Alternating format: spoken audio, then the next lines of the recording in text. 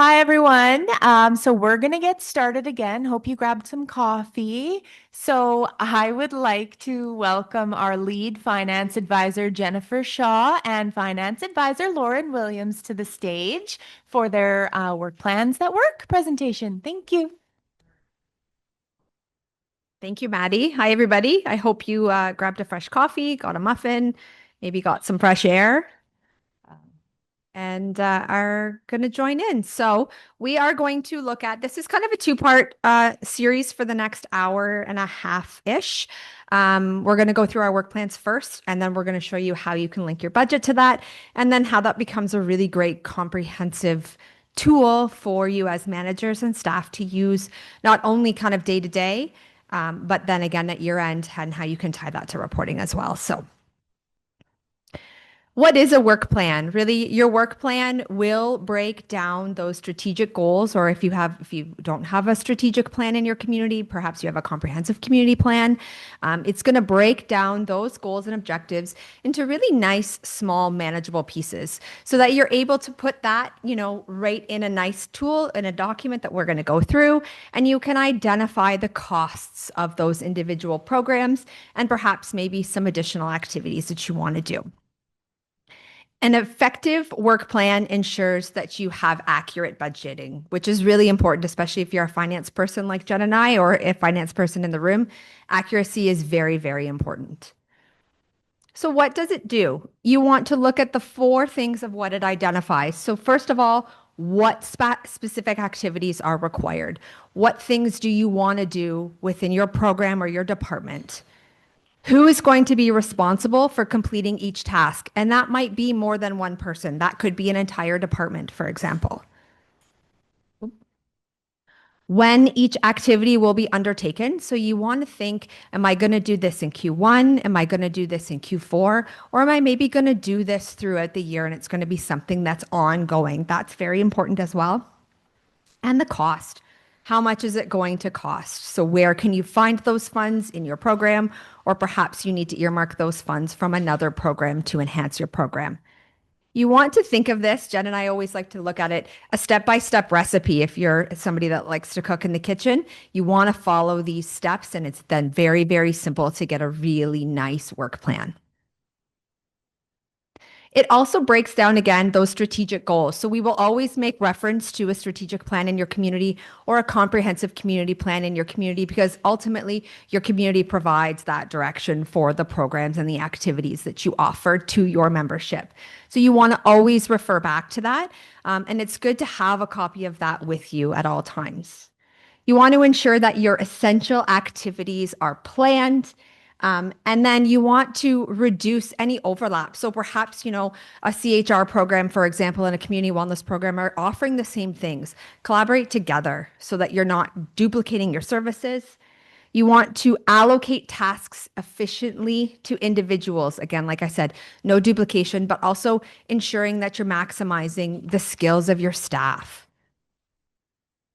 Establish a schedule that you can track it and you can monitor it. So, again, from a performance evaluation perspective, you want to be able to track the efficiency of your programs and perhaps maybe choose something else if they're not something that your community likes. And again, then you can use that as a performance metrics at the end of the year. Set your expectations and establish accountability. It's really great to empower our staff to have their own work plans and to feel like it's something that it's their own.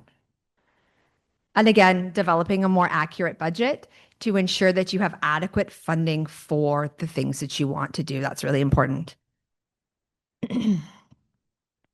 So, work plans should be developed by your program managers, your program staff, any other key members who are going to actually take the document and implement them within your community. An overall department work plan is something that can be rolled up into one nice document overarching all of your programs. And that should be developed as a team. It's really important that you collaborate and use all of your staff as a team working together. You're really only effective when you're working together as a team. So you want to think of it like that. And that will combine all of those individual work plans rolled up into really one nice comprehensive document. It's also really nice that this is centrally coordinated. So you should have a point person or a manager in your department. They should be the ones that are responsible for this document. And as you develop your work plan, you want to refer to the following things. So your job description is really important. You know, Dana talked yesterday a lot about human resources and onboarding staff and how important that is. Your job description is really important. So you want to make sure that you reference that and you're ensuring that you're following those duties and responsibilities that are in your job so that when it comes to performance evaluation time, you're measured on those things that you are expected to do. Again, your nation's strategic plan or comprehensive community plan. Council's priorities. This is a big one, especially, you know, as terms turn over and new council comes in. You want to ensure that you know what their priorities are and you're aligning your programs and your activities with those. And community projects. So things that are ongoing and how you can continue to support those and deliver those to your community members. So step number one in our recipe, you want to identify projects and programs that you're going to undertake in the year in your work plan.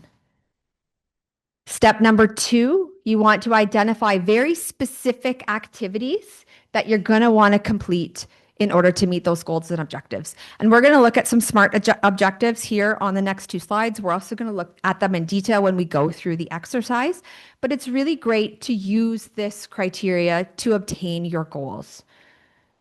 Does anybody use SMART criteria now in their work plans if you're doing work plans? Has anybody even heard of this? Yes, there are some nods in the room. Awesome.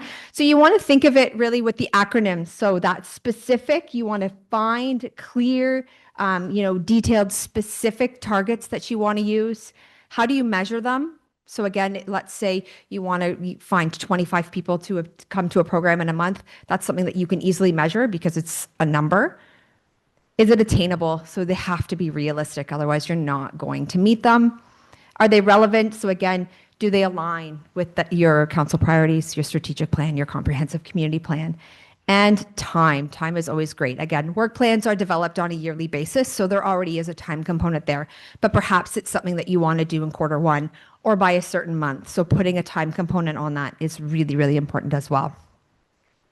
So some examples of general goals versus some SMART goals. The first one, very simple. I'm going to get in shape. Everybody on January 1st is going to get in shape, right? I've done it. I'm not going to lie. Does it work? No. So, a fitness goal, for example, you want to do 10,000 steps a day, 5 days a week for the next 3 months to improve your cardiovascular health. That's great. That's something as a SMART objective that you can easily measure, and it can probably be attainable. 10,000 steps is a lot, but not that much. Another one, learning a new language, for example, your learning goal, completing a Spanish course to hold a 10 minutes conversation in Spanish as an example here. Be more productive at work. So those are things that are easily attainable and have very realistic goals. Step number three, who? Who is going to be responsible for the activities in your work plan?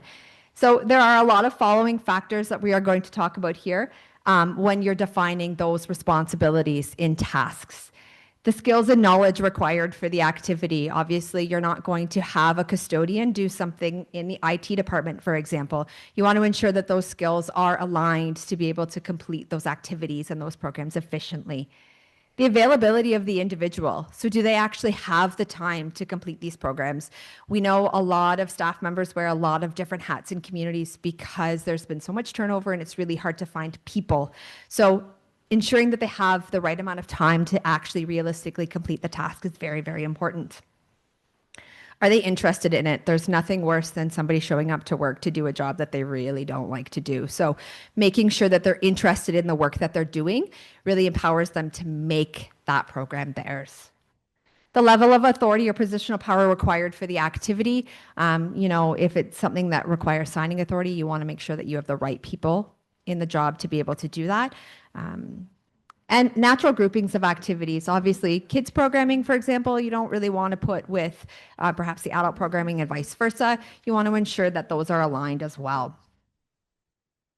Step number 4, determining when each activity will take place. So think of it like project management. You want to determine a start time and an end time, and that might be 12 months. It might be 1 month, but ensuring that you have that so that you're completing the task efficiently is also very, very important.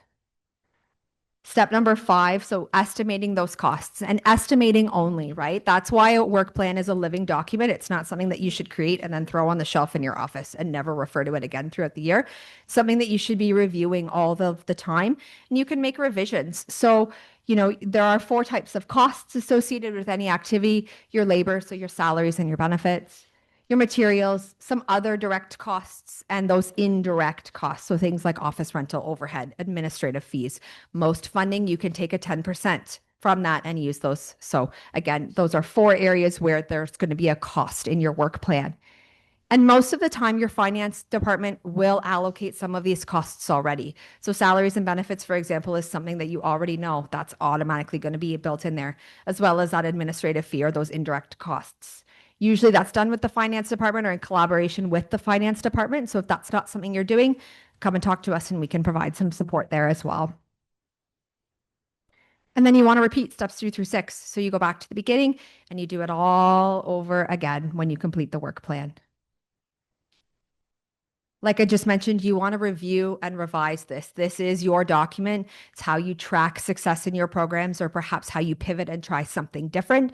You want to review that at a minimum monthly, but we typically like to say it should be a document that's on your desk that you refer to quite frequently. Now I'm going to turn it over to Jen to build a budget.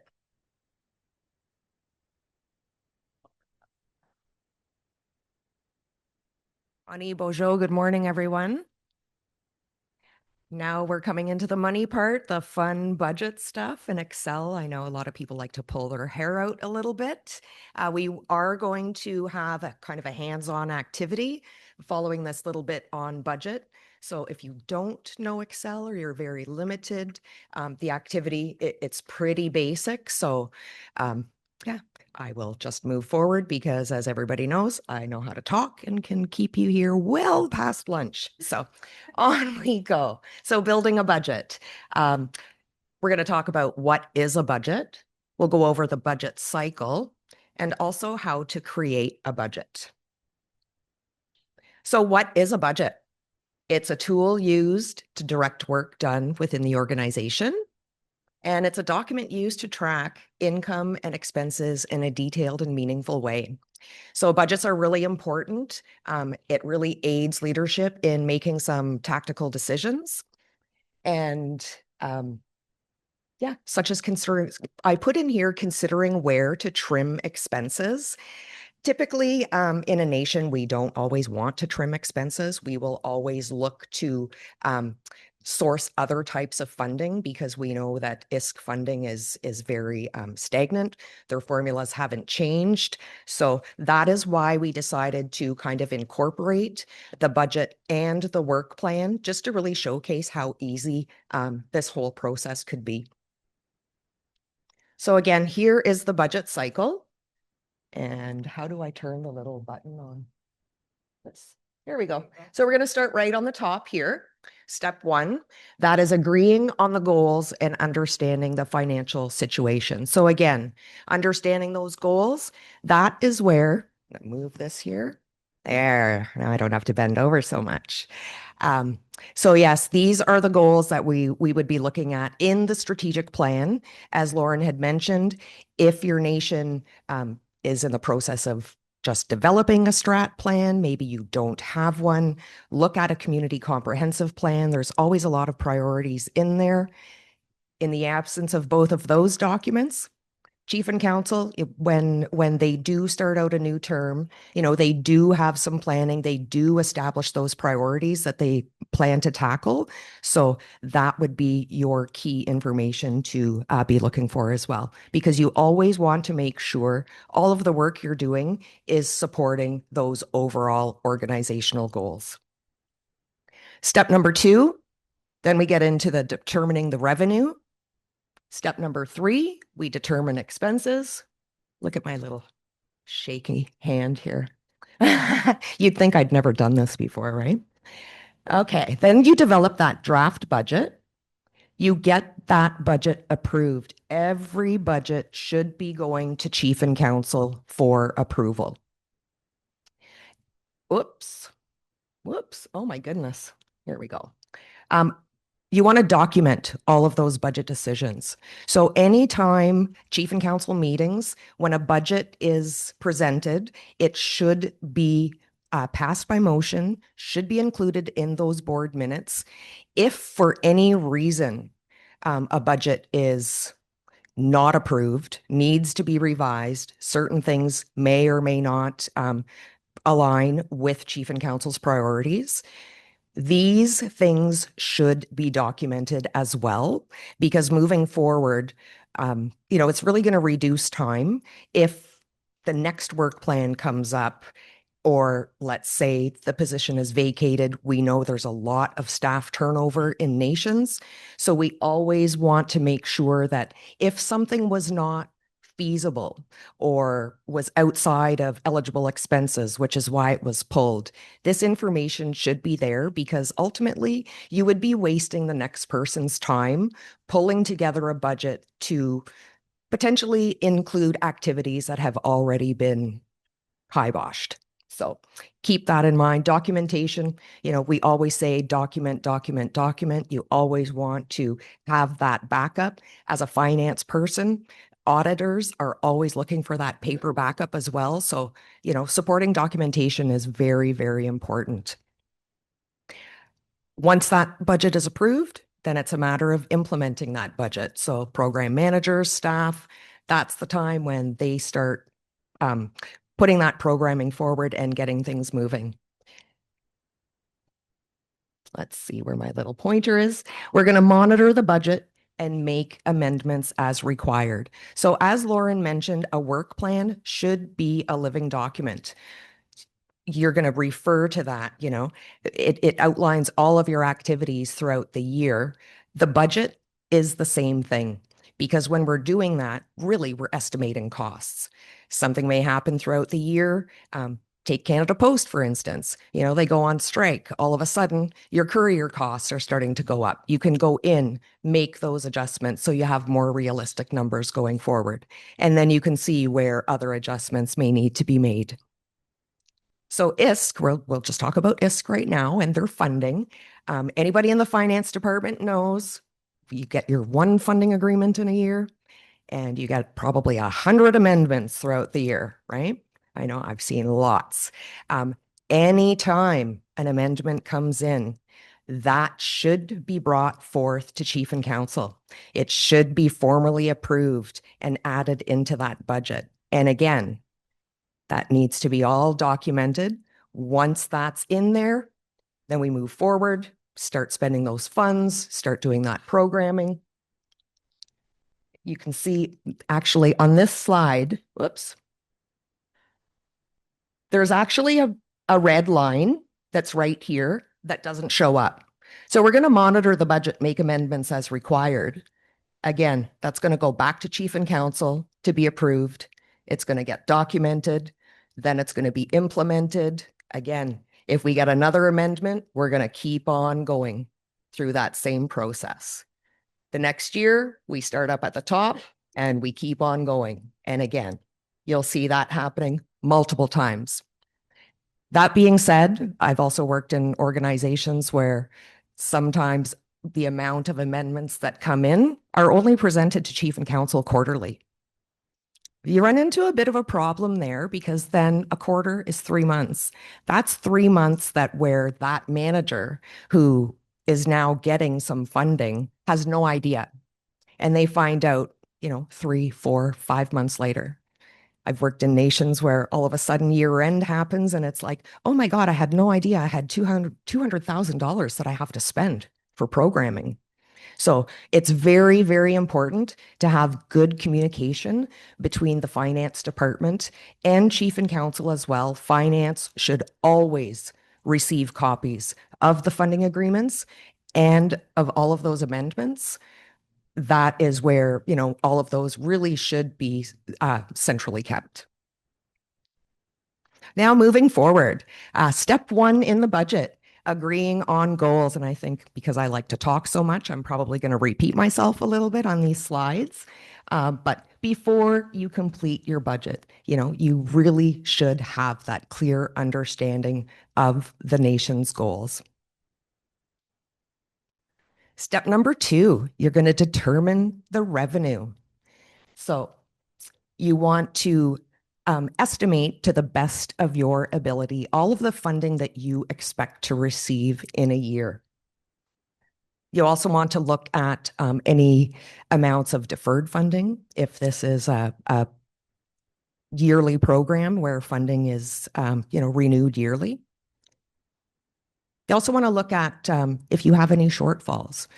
Own source revenue. A lot of nations now, we've got a lot of trusts, we've got some dev corps. Things have really changed, over the last 10, 20 years. Nations are not as broke, as we used to be. We have money now, own source revenues, trusts, all of that, where I've worked with some nations where they have now set aside a certain amount of dollars in order for to enhance the programming, giving that back into the community. However, it's almost kind of proposal based as well. And again, that means anything goes back to chief and council, they formally approve all of the budgets moving forward. So step 3, you're going to determine the expenses. So once you know how much revenue you have, then you figure out how you're going to spend it. So 3 different types of costs that you take into consideration. We've got our fixed costs, we've got our variable costs, and we have one-time expenses as well. So step 4, then you develop your budget. So once you've determined all of that, you measure your revenue versus expenses.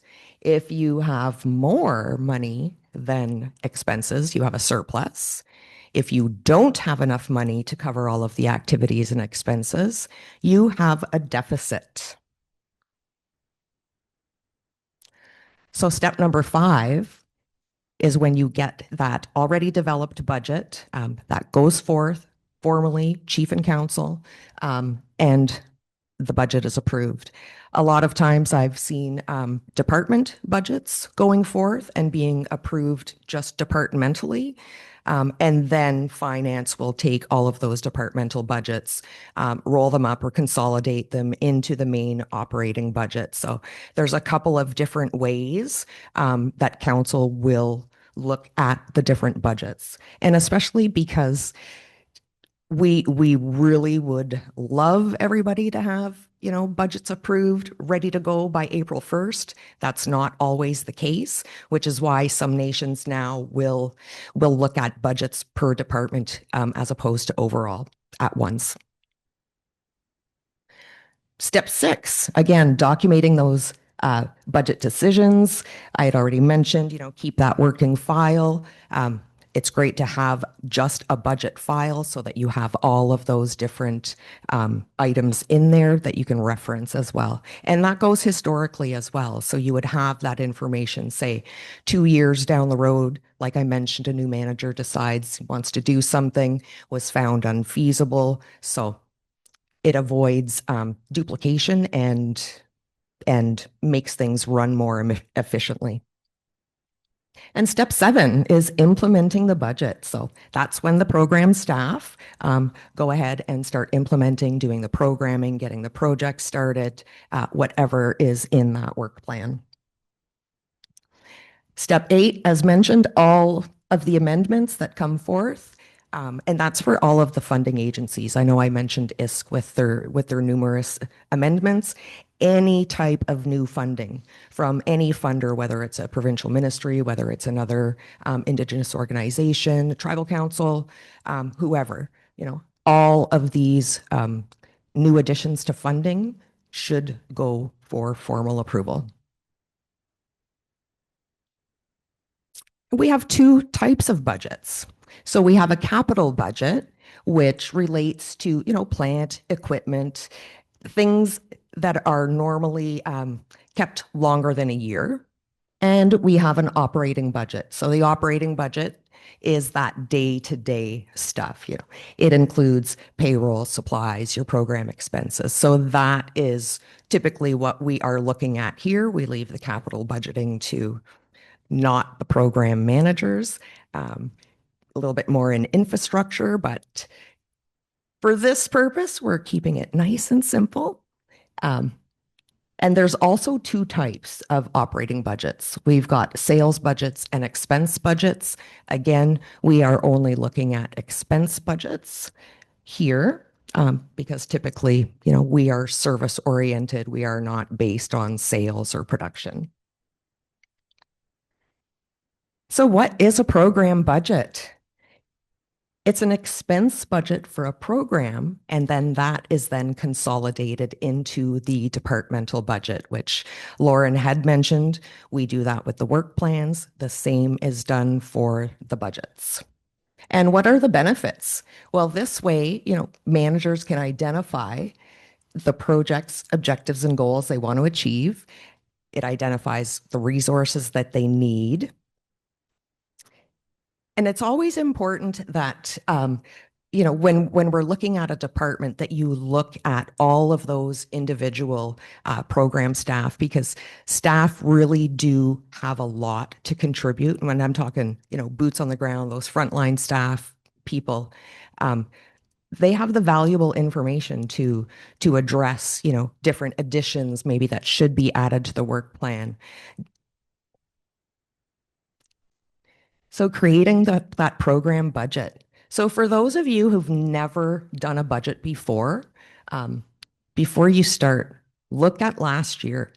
Hopefully you've got a budget for last year. But that is always where we will tell people to start. That is your starting point, because in most cases, for different fundings, they are renewed yearly. I understand some are not. However, we always will look at the previous year to determine that. And then we ask the following questions, like, was there a surplus or deficit? Can you find places where you can kind of massage last year's budget to be more reflective? Are there any line items that you can adjust? What are the department's priorities? What are chief and council's priorities? Maybe they have changed. Maybe something new has come up. Does the department need more staff? I know the answer is always yes for that, but that is also something you should ask. Are there areas where costs can be reduced?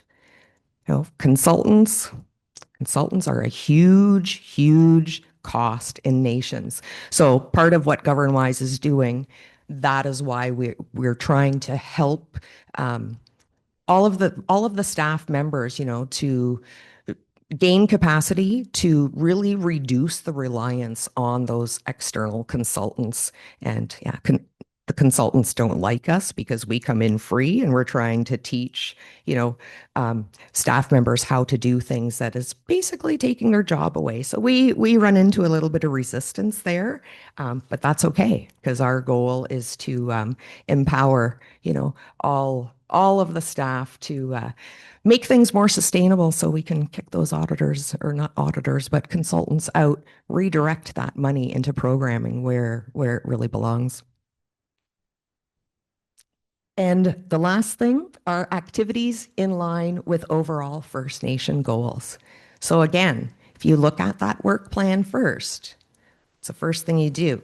You're looking at that strat plan, you're making sure that your activities are in line. So by doing that work plan first, your budget really should also be in line with those First Nation goals.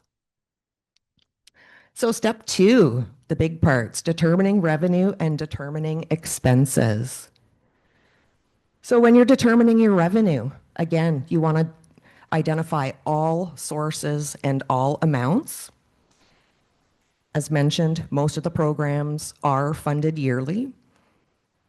You identify any carry forward amounts. Again, really important, work with your finance department. When you are doing a budget, your finance department is your BFF. Like, go to them for some help.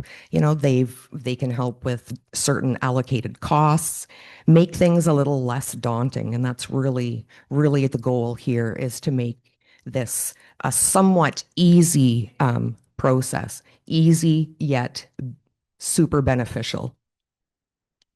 And, oh, I think I said deferred revenue. So carry forward and deferred revenue both. So again, you're going to determine expenses. You're going to identify and calculate your fixed costs.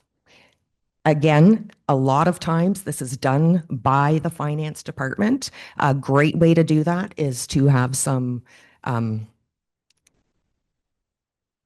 my goodness, I'm losing my head here. Standard monthly entries. It just flew out of my head. So these are, if there's any rent costs, insurance is a big one. These different costs that maybe you don't think apply to your program. All of these different costs do apply to each department. Things are spread kind of across the board so that administration, which is severely underfunded by ISK, you know, so we can make sure that it's not just admin that's absorbing all of those costs. So really work with your finance department on that. And if you can get those standard monthly entries up and running, then it's not a guessing game. You know for sure what those expenses are month to month, quarter to quarter, and yearly. Your fixed costs. Those are expenses that remain constant over time. So we're looking at salaries, benefits, overhead like your rent and insurance, phone, data, software subscriptions, debt payments, and any other expense that's regular and should be expected to happen throughout the year. Then you're going to look at your variable costs. This is the big one.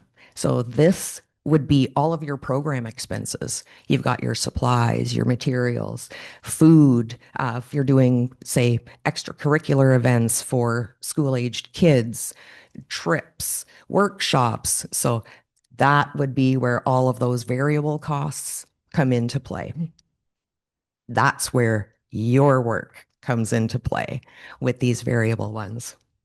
So again, variable costs will vary over time. Got some examples on the screen. Shipping and distribution costs. They could be higher in certain periods.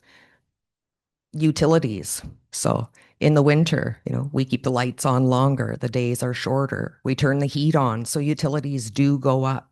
So we have to take that into account as well.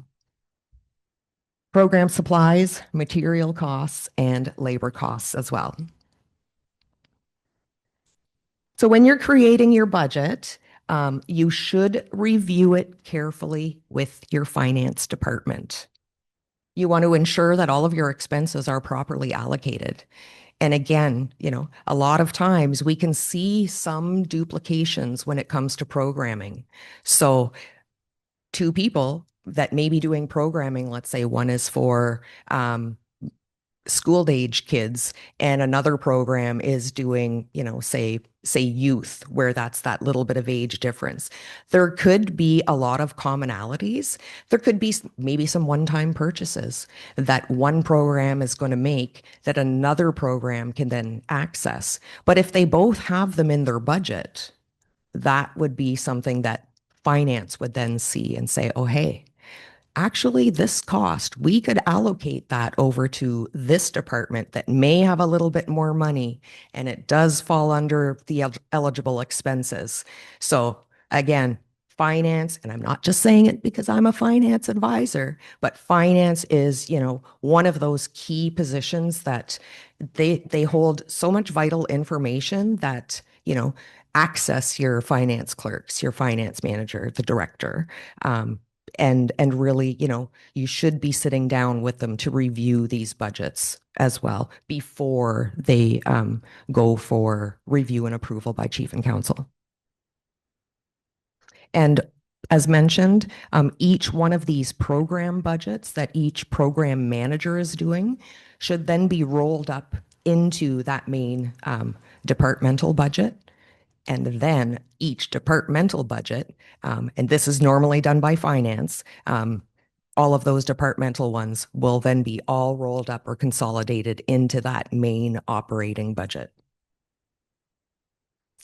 Now we have our little activity. So our activity, we have Sample First Nation.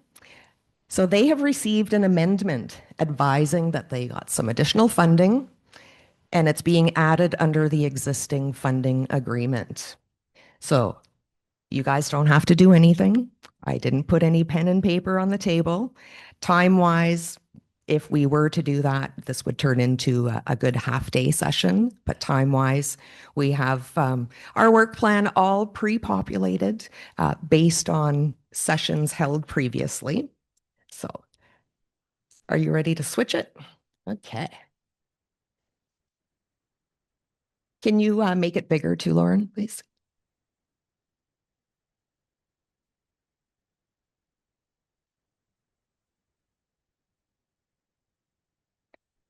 So we talked about strategic planning.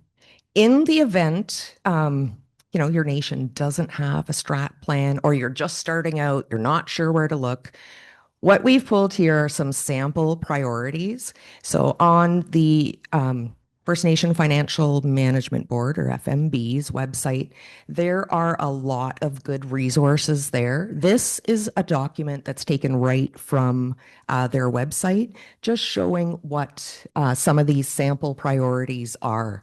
So just to kind of give you an idea, and if maybe you've never seen your nation's strat plan or one in general, just some examples of priorities. So the first one, people learning and using traditional language in daily life. It's very general. In this document, you can see it also shows, let me get this pointer here. I don't like this little red thing. Okay. Hover. You can hover over it, Lauren. Here we go. So within this document, it also shows activities to achieve this priority. So it's a really good reference document. So you can see, in order to meet this priority, develop a language retention strategy, increase the use of first voices, increase the number of language learning opportunities for preschoolers, school-aged children, youth, and adults. So you see, it just gives you kind of some ideas so you can kind of give you an idea that even though it's a very general kind of overarching goal, there are a lot of ways that it can be applied across the board to a lot of different programs. The next one, self-determination for and by the First Nation. So some of those sample activities, bringing a membership code to ratification, doing a custom election code, bringing financial administration bylaw, or that FAL, if you want to be certified by FMB, initiating a constitution development process, increasing the number of community supported bylaws. So you see, again, there's a number of different things. So self-determination, that's pretty open as well. You can maximize personal economic choice and opportunity is another sample priority. Sample activity, increase the number of community members in trades, training, and apprenticeship. Provide business training and support for community members. Provide infrastructure, including high-speed internet to the nation to support economic development. So again, a lot of different areas can be, hit with these general priorities. People living the First Nations way of doing things. Some of those activities. Again, developing a strategy to make community center more financially sustainable. Another strategy for the use and sustainability of First Nation lands. Can increase the number of community members utilizing the resources of the land. So again, pride in a safe and secure community is another one, and that one, can be really used across all programs as well. So I think you kind of get the idea of what these priorities are. And again, I encourage, if you don't, FMB on their website have these samples. We're also going to send this information out. I think next week, Maddie will be sending it out to all attendees. So you'll all have this presentation as well. So you'll be able to reference that. So lots of program people, when I talk about amendments, I saw a couple of heads. Yep, yeah. A lot of finance people. Yep, yep. We know what amendments are. But program staff, how many program managers or staff have actually seen an amendment? Probably not many. This is typically what an amendment looks like. So when we look at the top, we've got that agreement number 2021. That would be when that funding agreement was started. Most are, 3 to 5 years. We have the 10-year grant now. A lot of times when the agreement is coming to an end, now they are looking because they're really pushing for nations to go the 10-year route. If your funding agreement is coming up for expiration, I know with some of the nations that I've been working with have been extended for 2 years now. And the hope by ISK is that now in 2027 that these nations will move towards the 10-year. Okay, so here is amendment number, and again, it will show amendment number. I have seen them go up into the hundreds, and this is within 1 year. So again, lots of paperwork, and that's why it's really vital to have finance being that central person to take care of all of these agreements. Make sure nothing slips through because all of that funding that gets released, whether you know it or not, whether it gets spent or not, a report is expected at the end regardless. So, okay, sorry, I'm off on a little tangent here. Sorry. Okay, so in this amendment, it says, where's my little pointer? Okay. Oh no, Lauren's pointing for me. Whereas the parties wish to amend the agreement in order to include additional program funding for fiscal year 24-25 in the amount of $112,810. So this is pretty much all of the information you'll see on that first page. Page 2, you want to scroll for me, Lauren?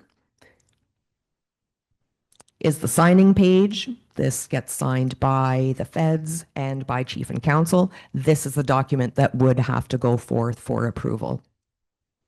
This next portion of the amendment is the adjustment detailed report. This is the portion that shows you what has been added to your funding agreement. So you can see it's highlighted in yellow. The program service area is First Nation Child and Family Services. The program inventory is community well-being. The budget activity, again, is Child and Family Services. The functional area, that's where it tells you what this is for. So this particular one is a community-based initiative, and it was specifically for a community support worker.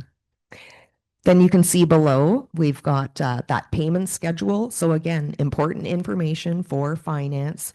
It allows them to, prepare those cash flows and some projections, all that stuff that if you're not a numbers person, you really don't care about. And then we'll flip down. So this is Schedule 4. They put things in a different order on these because then the next part is actually Schedule 4. So Schedule 4, 1.0, programs, service, budgets, authorities, and schedule of monthly payment plan. In every amendment, it will give you a breakdown of all of the funding, including the new one that's within that funding agreement. So again, you can see we've got the first one up on top was a community-based initiative for child and family services, immediate relief funding. That's already there. The next one underneath is in yellow. That's where that new funding is. So an amendment gives you both that new addition of money. It also gives a summary of everything else, including all of those payment schedules. So it's great for planning purposes.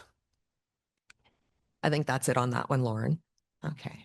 So we talk about work plans. A lot of nations now, are doing work plans. Hands, people that do work plans for work. Yeah, we got some hands around. That's awesome. The move is now to have staff, do this more regularly.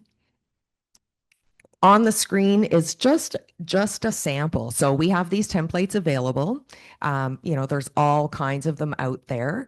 We just kind of pulled this one together based on, all of those factors that we had discussed in the beginning of the presentation. The one difference in our work plan is that it's an Excel document. And Excel, you can put all of your text in there and everything. So typically in the past, I've seen, and even for myself, my work plans were always done in Word. Um, Once we add that cost component, doing it in Excel is awesome because it's got that functionality that you can put those formulas in, you can put your numbers in and have those running totals readily available. So that is the one difference with this work plan. So you can see how we have kind of spread it out. That first column, we have the organizational or the strategic goal. So that's where you pull from the nation's plan. Then we have our objectives, and that is going to be the different projects or programming that you hope to do within the year.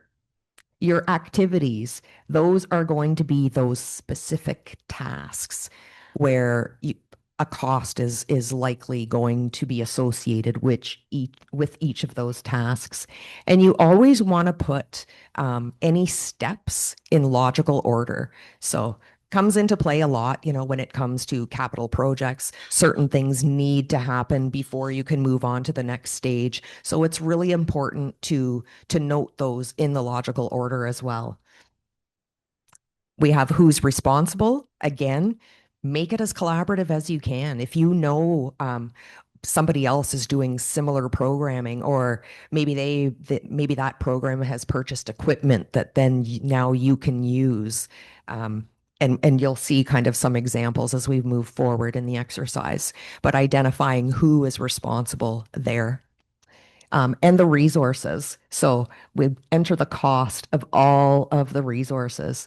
And again, we've color coded, and you'll see that in the exercise, makes it really, really nice and easy to move right from your work plan into a budget. So I know people get scared when they hear, oh my God, it's budget time. Oh, I don't want to do this. If you incorporate this into your work plan, I guarantee you, easy peasy, it will be a piece of cake and you won't be as scared anymore.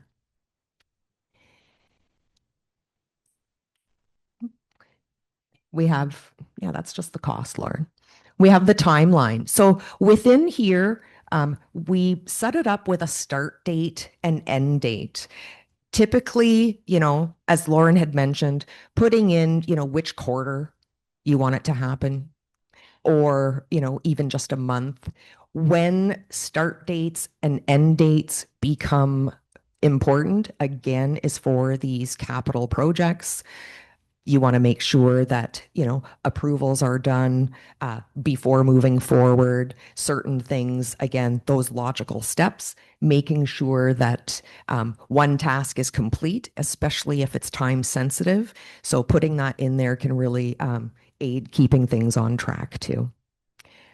And our last column is the progress and achievements. And again, this is where, when we talk about having your work plan as a living document, as you are moving forward throughout the year, this is where you would capture your results.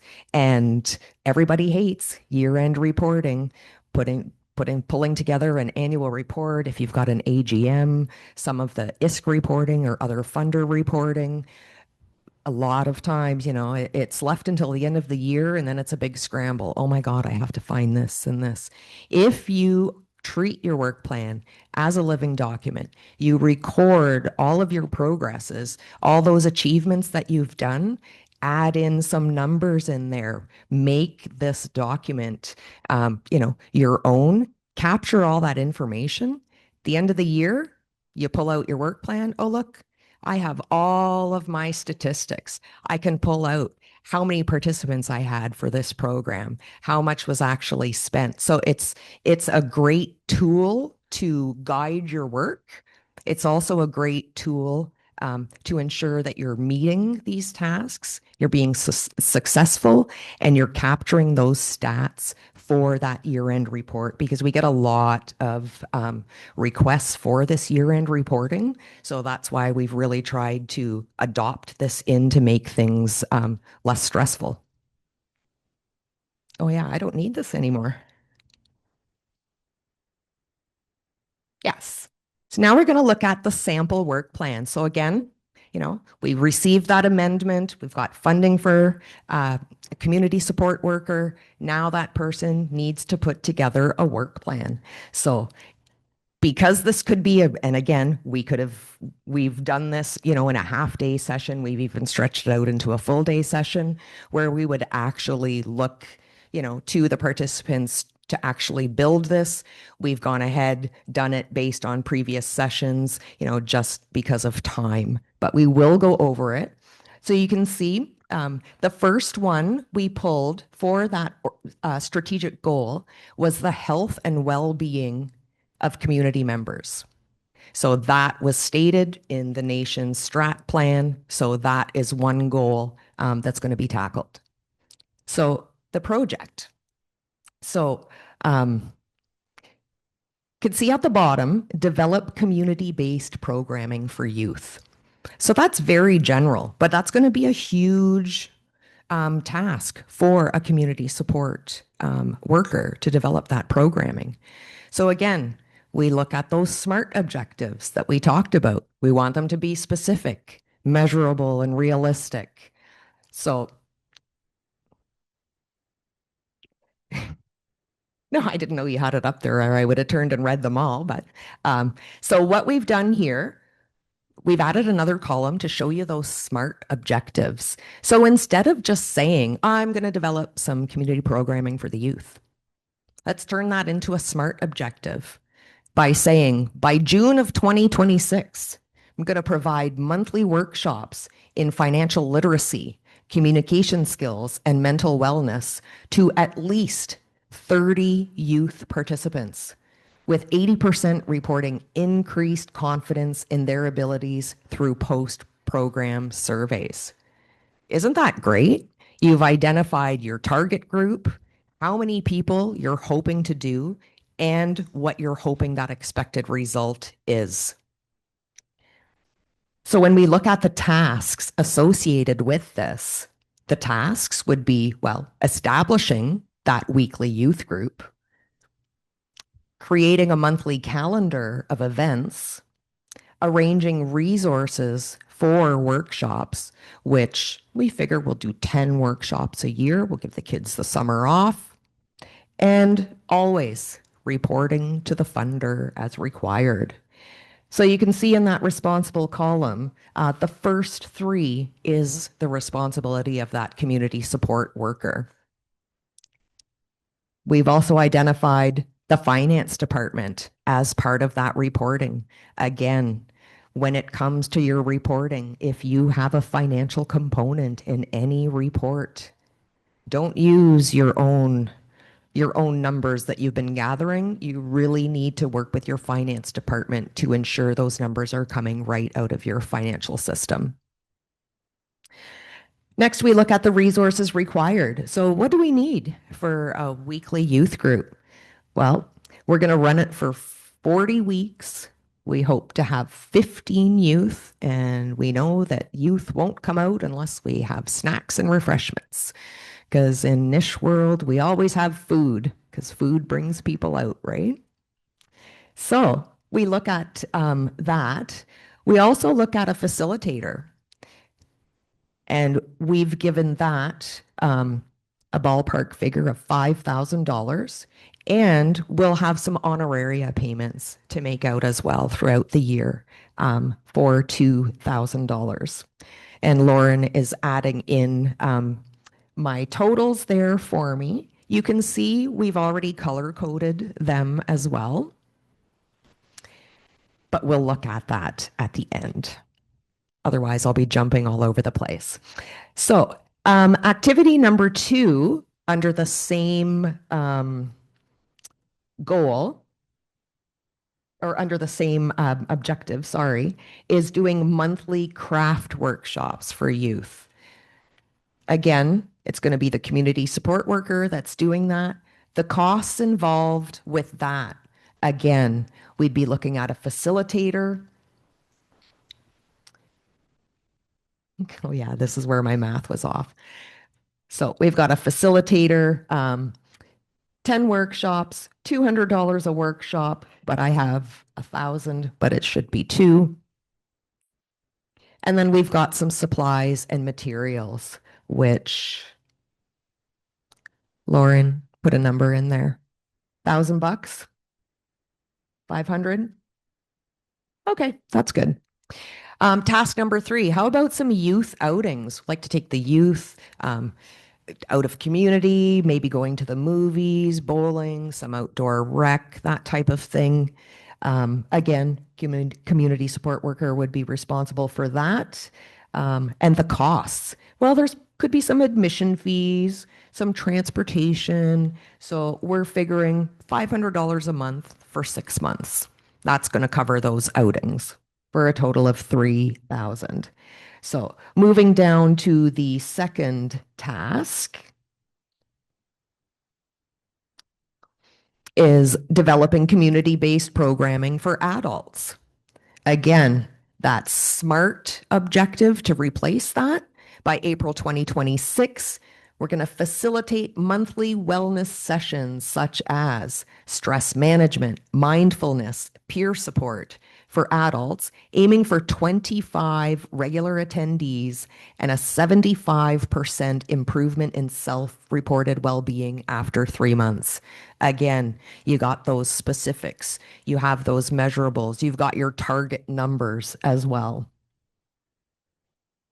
The tasks for that are just monthly workshops on a variety of topics. This, if you have ideas on those different workshops, this is where you would specifically list out those workshops. If you know the cost of the facilitators, this is where you could actually assign costs for each workshop and make it very comprehensive. Of course, this is just a sample, so we're lumping everything together.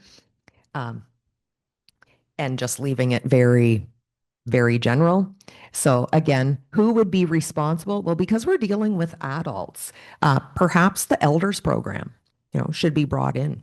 There could be maybe some piggybacking on programming there that the community support worker could actually help to enhance something that is already ongoing.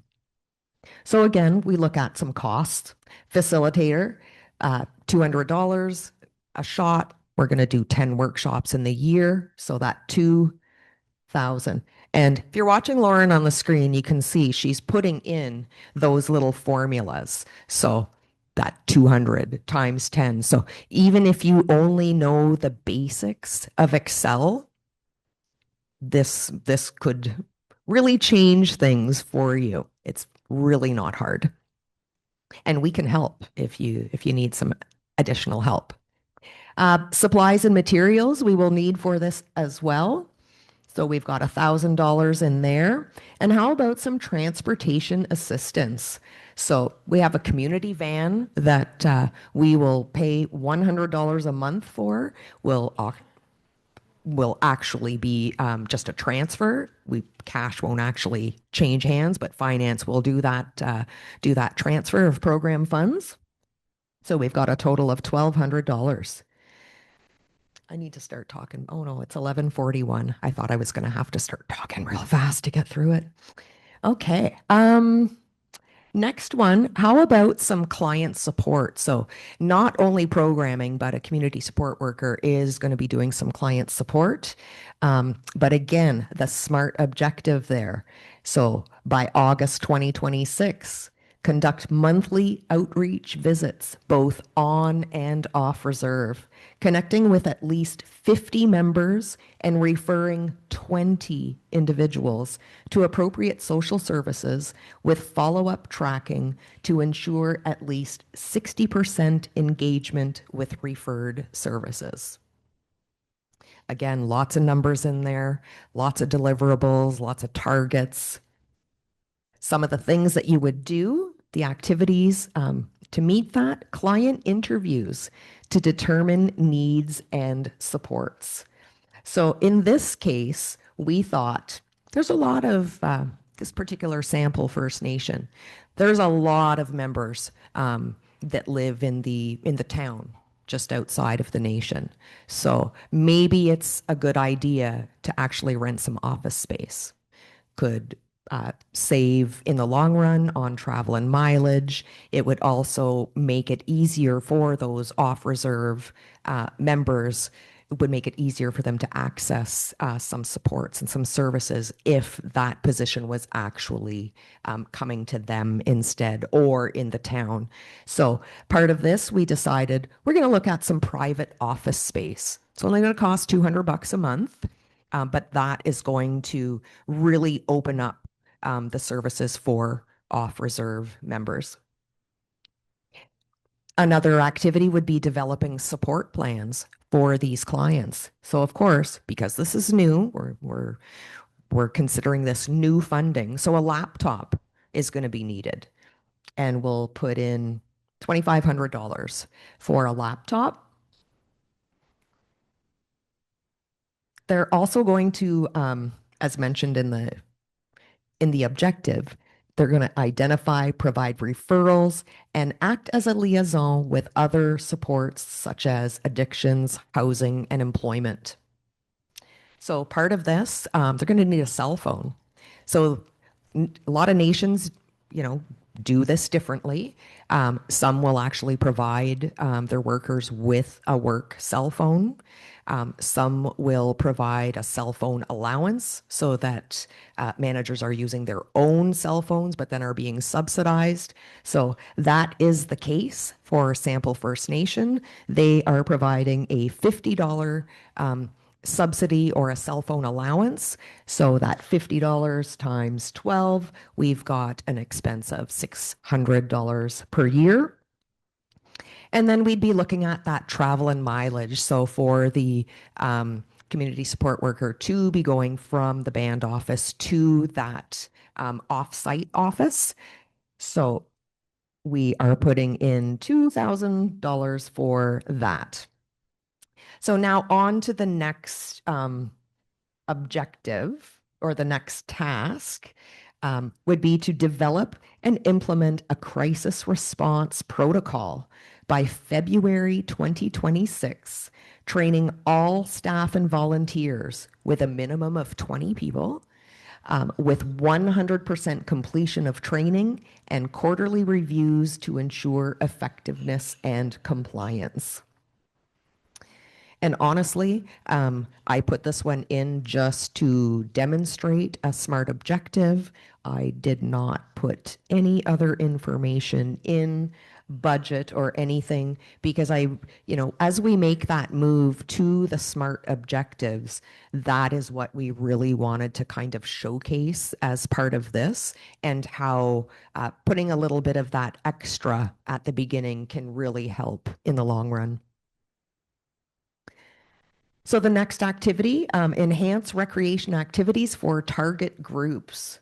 So instead of that, the SMART objective would be to launch a weekly youth recreation night by February 2026, targeting ages 12 to 18 with a goal of engaging 25 unique youth over 6 months and maintaining a 70% attendance rate.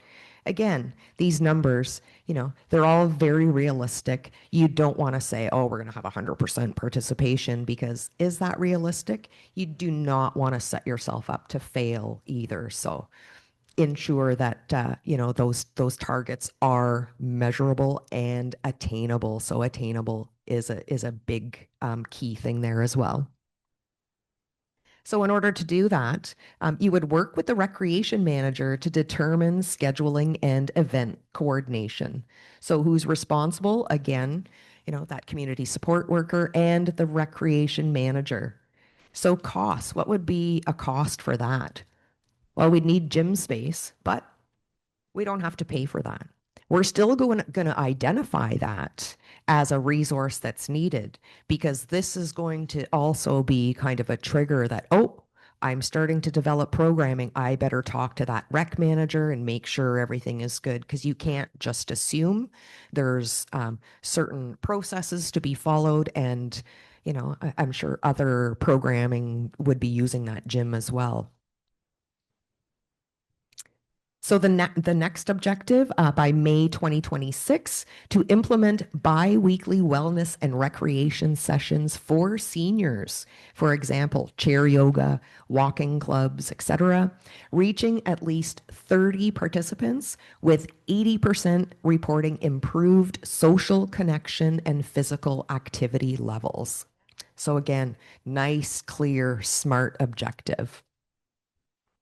For this part would be the community support worker, the recreation manager, and possibly somebody from that elders program as well. They have all of the contacts. They know who has come out to do programming. They can help do the outreach to get the information out there, so that the onus is not just on one person. You should really, collaborate with any team members that you can when it comes to fulfilling your activities, because a lot of them have those same goals as well. So the cost for that, again, we're just looking at refreshments, because we love our refreshments and have to make sure that they're provided for everything. I say this as our workers are getting our nice lunch all together back there too. Don't worry, I'll make sure I'm done so everybody can eat. Okay, so now we're going to move on to the next one. So as one of those one of the objectives or priorities from Chief and Council was culture and language, really revitalizing and getting back to that. So one objective there, to revitalize ceremonies and traditional teachings. So again, pretty general. We can turn that into a smart objective by saying we're going to facilitate 3 youth-led community service projects by December of 2026, with each project involving at least 30 youth participants and resulting in documented community impact. So things like a cleanup matrix, attendance, testimonials, that type of thing.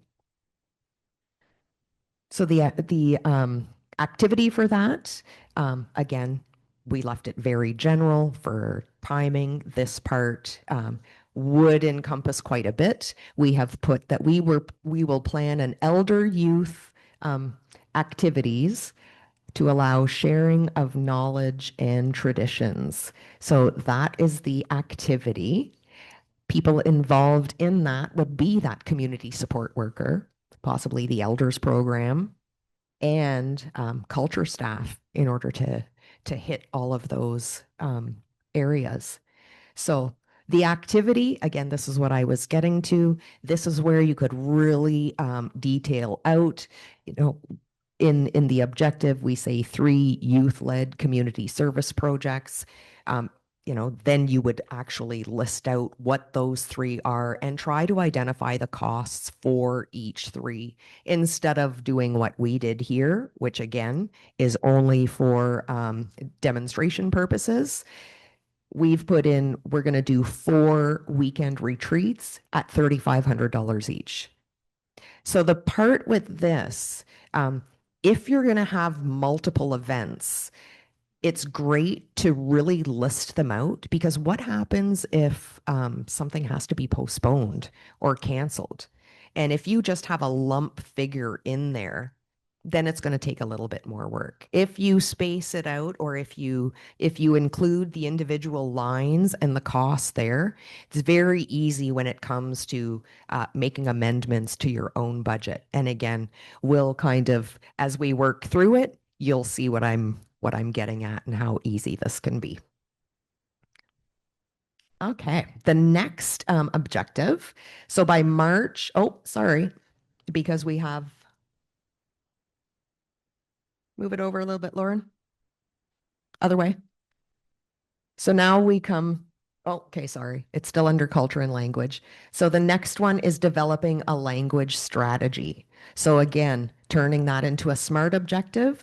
By March 2026, we're going to conduct 5 community consultation sessions with elders, youth, educators, and language speakers to gather input on language needs and priorities, aiming for at least 100 participants and a final report. So again, some of the activities that you would do to support that, you would first identify the language holders within your community, and you can get this information probably in a lot of different ways. If you've got an elders program, if you have somebody that's doing like the language and culture lead, they may already have a list. A lot of nations are really looking to revitalize the language, and sadly, our language keepers are dwindling now. So this is one great big priority that I've seen, kind of across the board.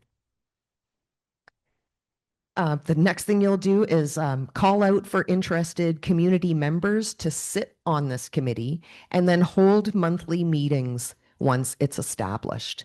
So some of the costs involved here, as always, number one, we've got refreshments. So we'll put $500 in there.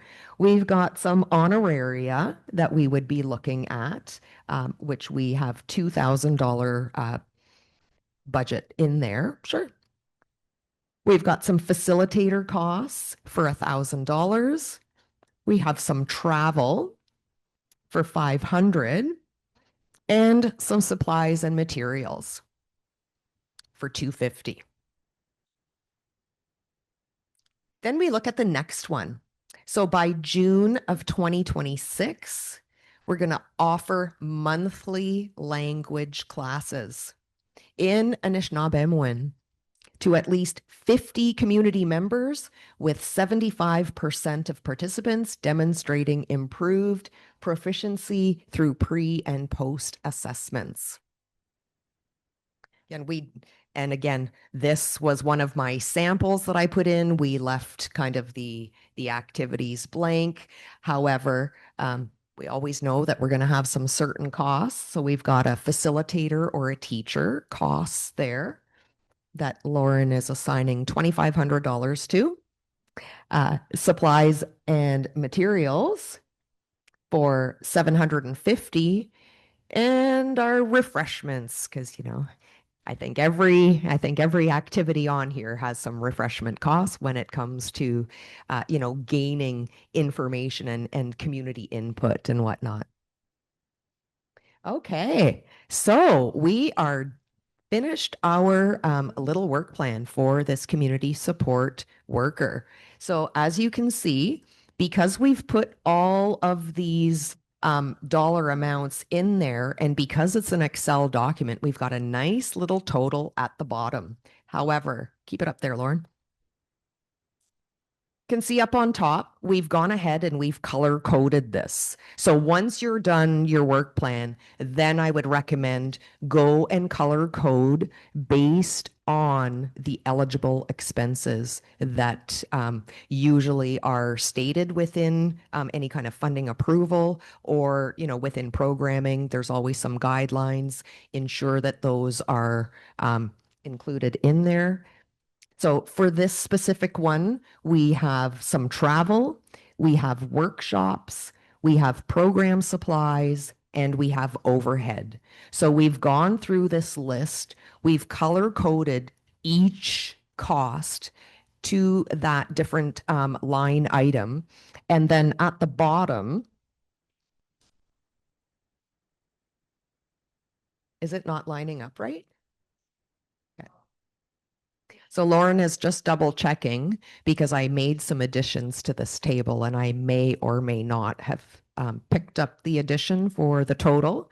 So you can see in the workshops, okay. So in the workshops, okay, is green. So you can see all you have to do, you go through, you pick up all of the green cells. Those of you who have never used Excel, you click on the cell, you press the plus button, then you click on the next cell, and you just keep moving forward that way. And because it's all color coded already, Lauren can quickly run through, pick up all of the green ones. You know, you can see that you see down in the bottom where she's picked up all of the cells. Once you have all of those, you hit equal, and then boom, you've got your total right in there. You don't have to think. You don't need your calculator, no pen and paper. All you need to do is click and press plus. So, and we'll do that for the program supplies and go through all of the blue ones.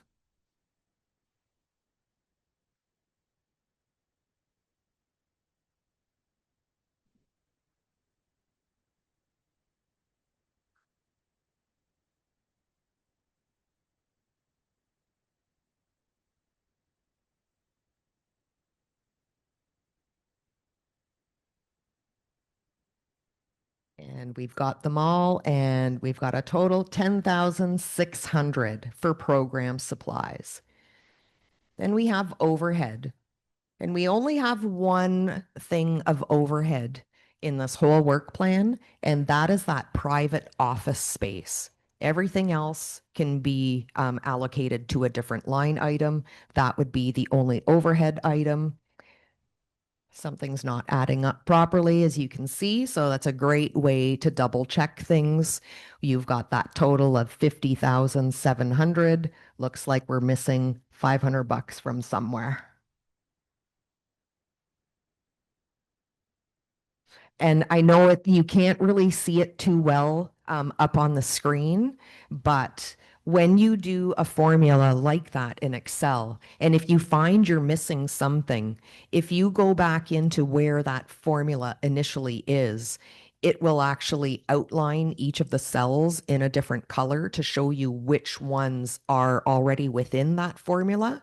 It's a quick way to say, oh, here's a blue one that's not outlined. There's the one that I missed. So, and there you go. Now we are totaled. So that's exactly what Lauren did. She went through, she found the one that was not outlined, picked that up. Now we can see we've got 50,700 on both spots. So that is our total budget that we're looking at based on our work plan. So moving into now this budget. So very, very simple because it's only one program. We've got those eligible expenses that we've already color coded. So for this portion, we've got some given information. So we've got that ISK funding confirmation, $112,800. So there's your revenue. You put that in there. We don't know any other revenue because this is new. There's no anticipated deferred revenue to be applied to this. So we would solely be looking at that 112,810,000. So in Sample First Nation, they have a salary scale. A lot of nations may not have a salary scale. However, there are, kind of an informal salary grid type thing where salaries are already being decided, whether it's based on funding, whether it's based, at a management level, but that is normally kind of dictated by finance. So in this case, we've got that salary scale. This position would be $45,000 a year. So we would put that in our salary line. We have our MERC, which is our mandatory employment related costs. This is where we'd be looking at EI, CPP, any pension, health benefits, WSIB, all of those mandatory costs, income tax for any non-status employees, that would come in there as well. So we've got that at 12%. So within the cell, and Lauren has already got it waiting in there, what we would do is we would look at that salary scale. we'd put equals, grab that 45,000, and then the MERC is 12%. So then we would multiply that by 0.12 to get $54,000. So you see, the rest of the lines are already filled in, and we didn't do anything. All we've looked at so far are salaries and benefits. That's because all of those other amounts are already being grabbed from your work plan that you've already done. Your salaries, your MERC, that's already given to you. So essentially, if you build your work plan in this way, you are, 90% done your budget, which is awesome. So let's take a look over here. We've got that travel for $6,700. Lauren, just flip back to the sample to where the totals are in the bottom. You can see, right? We've got our travel, $6,700 that got pulled from there and put over into that draft budget. We've got our workshops for 30,500. Go back to the budget, Lauren. And again, our workshops, we've got 30,500. Program supplies, 11,100. Here we go, 11,100. Oh, we didn't look at overhead up there. In the given info, let's do this first. Up in the given info, okay, we did our MERC. Those fixed costs are allocated to each department, and the overhead.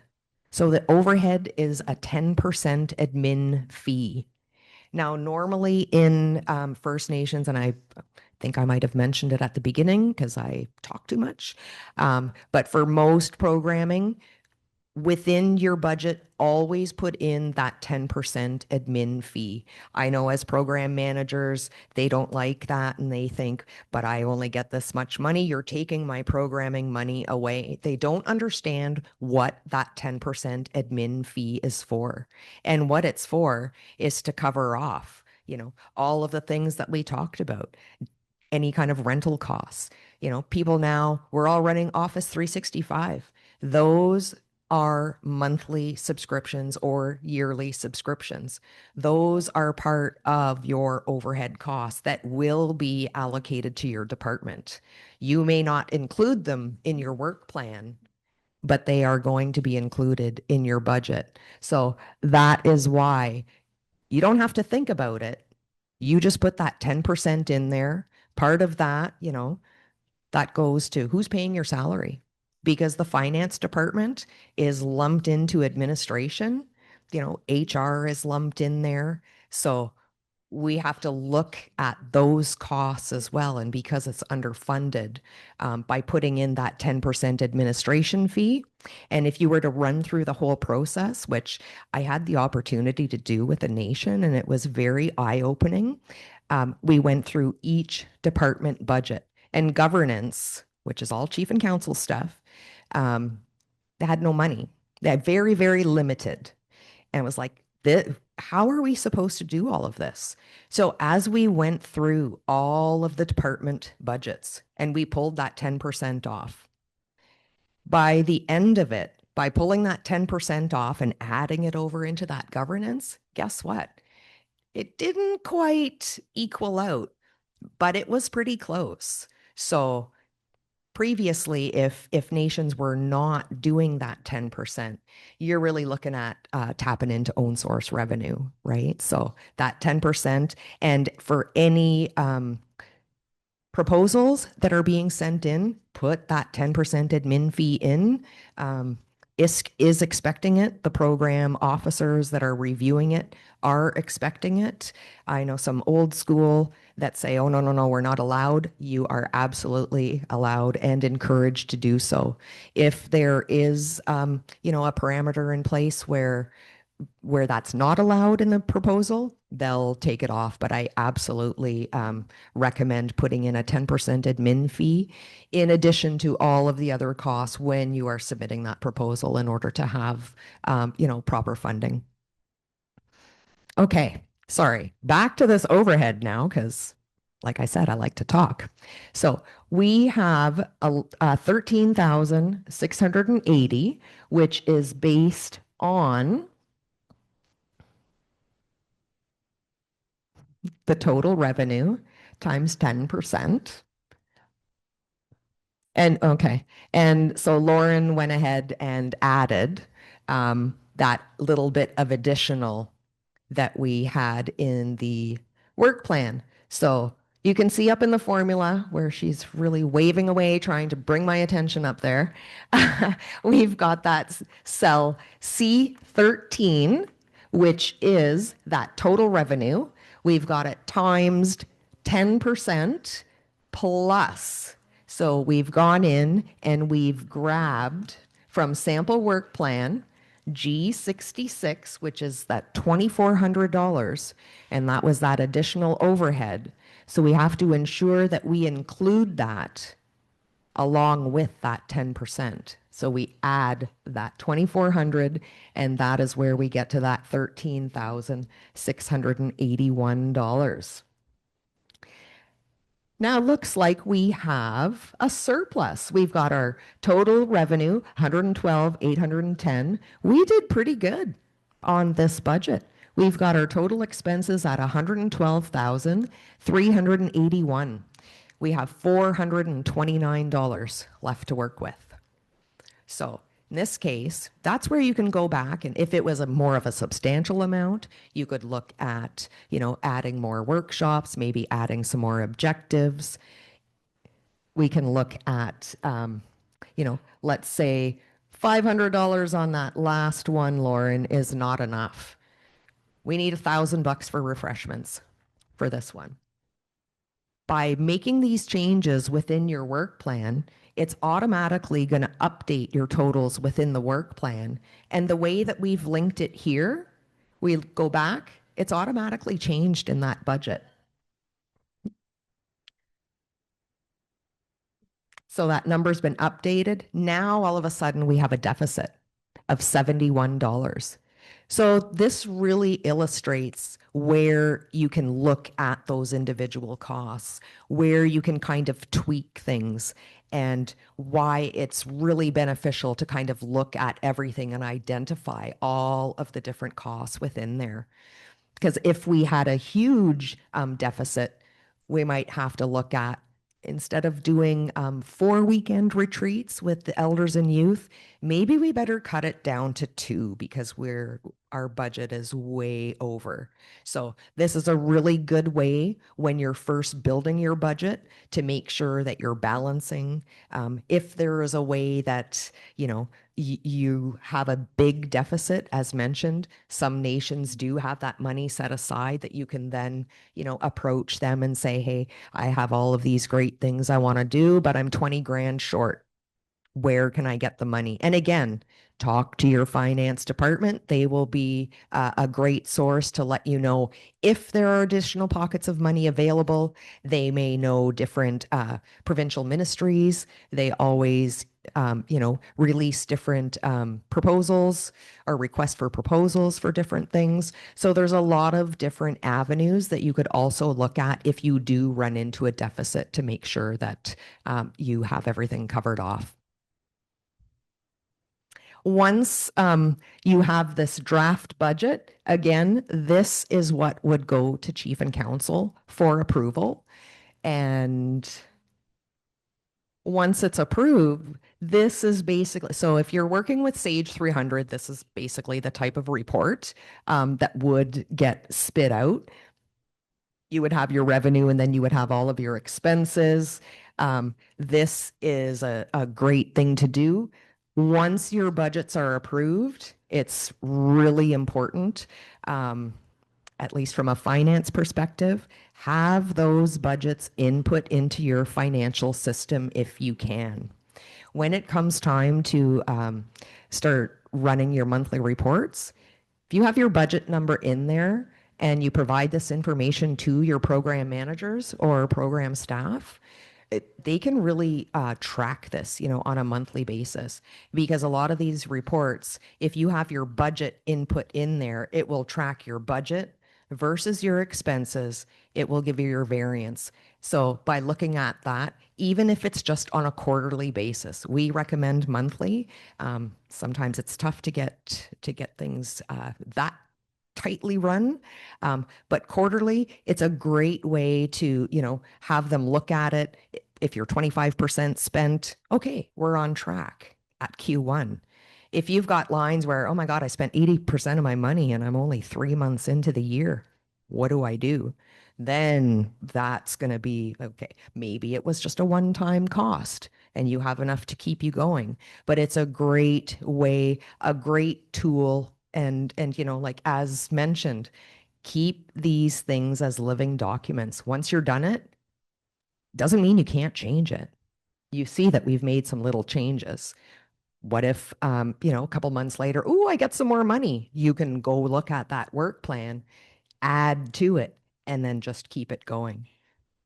And that last column, I really want to emphasize by using this work plan and keeping it as a living document, review it, monthly, quarterly, make sure you're on track, you're doing the activities you wanted to do. And when they're complete, put your results down in there because sure, you probably have a file folder and you'll get the kids to sign in for, every month or when they come in for their workshop. You've got all of that information in there. But if you pull that out and say, oh, I had 10 kids come, I had 10 kids come, you kind of have that running total. You don't have to backtrack then.